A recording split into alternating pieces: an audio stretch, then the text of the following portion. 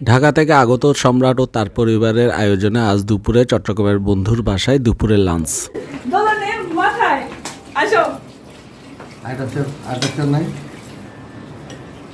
তুমি আর দোলন দুজনে ভাগাভাগি করবা না, এসে আর আসো যখন এতই ডাকতেছে।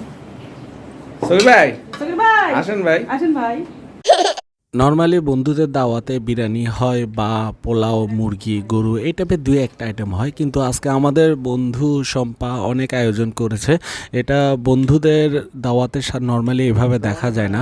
দুই একটা আইটেমের নাম যদি বলি, বিফ ছিল, মুরগির রোস্ট ছিল, চিংড়ি ছিল, মাছ ছিল, লইট্টা ফ্রাই ছিল, আচার ছিল, মাছের ভর্তা, শুটকি ভর্তা, ফুলকপি ভাজি, কি ছিল না। এরপরে খাওয়ার পর ছিল ডেজার্ট, আরও কিছু ডেজার্টের ভিডিও তোলা হয়নি।